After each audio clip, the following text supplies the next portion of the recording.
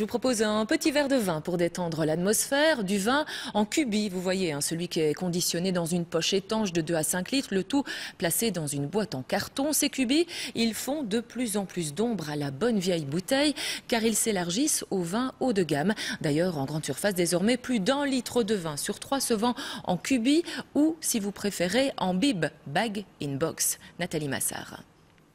L'offre est impressionnante, la progression du marché aussi. Aujourd'hui, ne dites plus cubi, les bibs, littéralement bag-in-box, se portent à merveille. Ils constituent 35% des achats de vin en France et en Suède, c'est même 80%. Les Belges aussi suivent le mouvement. Ça fait déjà 30 ans que ça existe. À la base, c'était des bidons en plastique. Maintenant, c'est devenu des cartons avec une poche en plastique qui sont beaucoup mieux pour la conservation. Il faut en savoir qu'on peut les conserver pendant 3 mois, même après ouverture.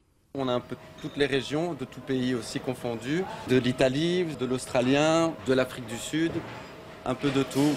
Économique, écologique, pratique et plus forcément synonyme de gueule de bois, les raisons du succès sont multiples. Parce que ça vous évite déjà le problème des vidanges. Et puis, c'est quand même convivial quand on fait un barbecue. Tout progresse et pourquoi pas les emballages. La bouteille, ça date peut-être d'il y a 2000 ans. Et là, on a quand même maintenant des plastiques qui sont tout à fait étanches, qui ne laissent rien passer.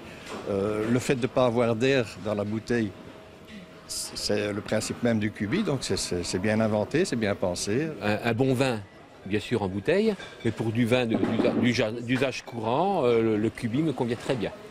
Les consommateurs aiment, les producteurs aussi. Mais qu'en pensent les puristes? Et n'hésitez jamais à faire un truc, quand vous sentez que ça manque un petit peu, comme ça, que c'est un petit peu fermé, mettez la main dessus, partie palmée, pas les doigts. Vous secouez comme une brute, c'est pas grave, c'est avec du vin, c'est un produit normal, vivant, etc. Et vous verrez que le nez est beaucoup plus intense, beaucoup plus riche. Pas de doute, vin en bib ou en bouteille, aujourd'hui, les différences s'estompent. Je pense qu'il faut tordre le cou à ce vilain canard qui est quand même fort déplumé maintenant. C'est que la qualité moyenne des vins en vrac augmente de façon régulière. Ça fait pas mal d'années. Alors de là à dire que tout est génial, c'est pas vrai, il faut pas non plus se tromper.